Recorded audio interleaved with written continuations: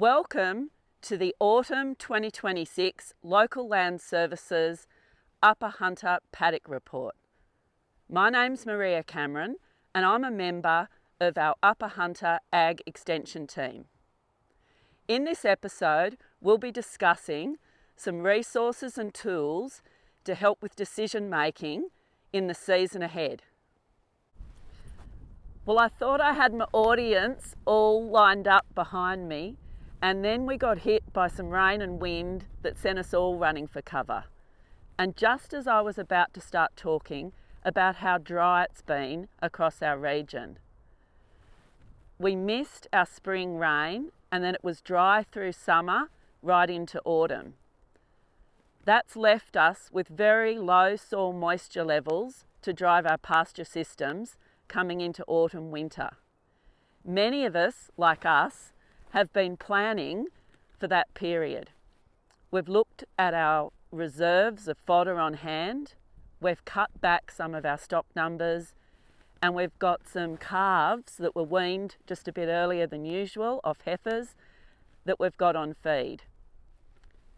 We'll be looking at some resources, forecasts and tips to help us plan right through this period and take the stress out of decision making. Well, as you can see, it's take 3 on our locations. The weather has really thrown everything at us today.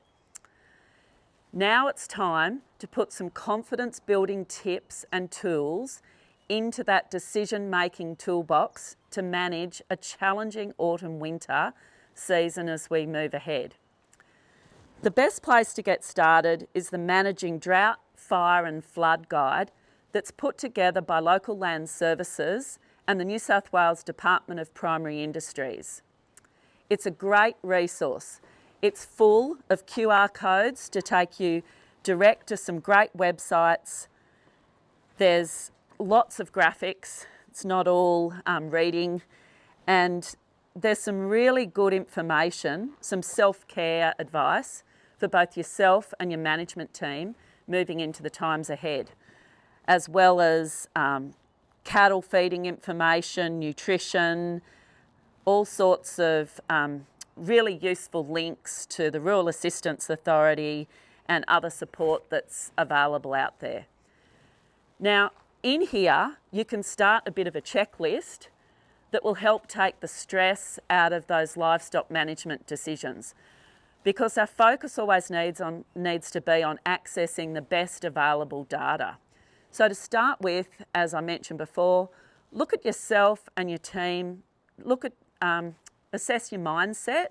Do you have the available time and labour? If you're looking at feeding livestock, for example, have a bit of a gauge on your cash flow reserves, what sort of stored fodder you have on hand in the shed, your pasture situation. Are you relying on native pastures, or will you get fodder crops in this year? Water and infrastructure and equipment, they're all really important, both for handling fodder, if you're going to have stock in a confinement feeding situation, how you set up, do you need any extra investment?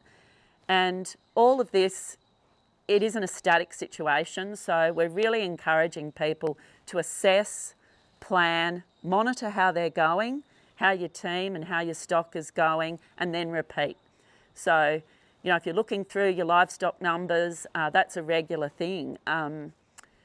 Livestock market data is really important, as is your financial information and your weather data. So that's where it's really good to get to know the weather sites you have available. And one of those is the New South Wales Department of Primary Industries seasonal update. It comes out monthly and it's a really good forecast. We've sort of moved beyond the old crystal ball and looking at the activity of the ants, as we all like to do. We really need to look at a prediction and estimate, as a forecast is, of the best available data. Get to know the models and the websites. You can also sign up for the seasonal conditions update. There's a great website. The link is in the guide. Just head on over there. You may be familiar with their information, the interactive drought maps. That's a live map that's updated regularly, daily at the moment. So for our Hunter region, there's one thing we do know, and that is that our autumn forecasts are reliably unreliable. That's not to say that there's anything wrong with our modelling, but this time of the year is very unpredictable, and that's something that they've measured over time. You've probably seen the isolated storm events we've had around the region. February and March have been below average rainfall. So many producers have been looking at this information and monitoring and adjusting their production systems. You can go on to the drought map and look at a bit of an overview of our Upper Hunter region and see that conditions are deteriorating, particularly west of Scone and Muswellbrook, across the Merriwell-Cassilis area. We've got, I think, upwards of 30% of the Hunter region in the drought-affected category at the moment, and that's predicted to increase over coming months. Also accessible on this site is the New South Wales drought forecast maps. They usually go 3 months ahead. This is the current forecast to May. So drought conditions are most likely going to expand across our Hunter region, as you can see on the map. There's an increased chance of below median rainfall, and most models are predicting this outcome for the Upper Hunter, which can be seen just with the red circle around the navy blue area there. Although at this time of the year, the accuracy for this type of forecast is only in the 40 to 60% range, so we need to take that into account. Now moving forward, our Australian government sites, the Bureau of Meteorology, have some really good long-range forecasts which we should take into account in our decision making. We can look at scenarios by location, which a lot of people don't realise. You can put your address in there. The links to these can be accessed from the DPIRD site or directly via BOM.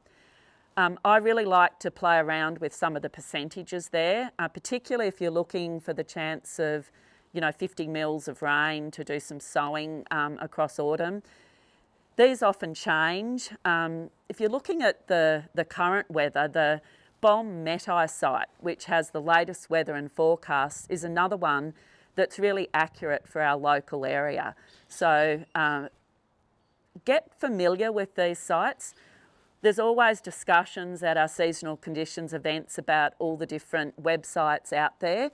And I really think, depending on the region you come from, there's nothing better than just regularly on a weekly basis looking at your on-ground conditions, comparing the forecast with what you're actually receiving in the rain gauge, and then you'll get to know yourself which one is the most trusted and accurate for your area. At a local level in the Hunter, one of the best places for up-to-date weather, soil moisture and pasture forecast information is our Farming Forecaster website. You can visit the website at farmingforecaster.com.au and add a handy link to your smartphone. This data is live and updated from our probes, which are located right across the Hunter region. In the Upper Hunter, as you'll see on the map, we have probes at Baramble, Merriwell, right down to Milbrodale, Martindale, in the northwest at Timor, out to Moonan and Rookel. So you're sure to be able to access a probe site near you. Pop on and explore the different pasture systems and the different property enterprises that we've got covered. You can check soil moisture levels, match your soil types at home and your pasture system to a site near you. This site is at Scone that we're looking at here. You can see soil moisture levels, which is basically the fuel in the tank below your pasture systems.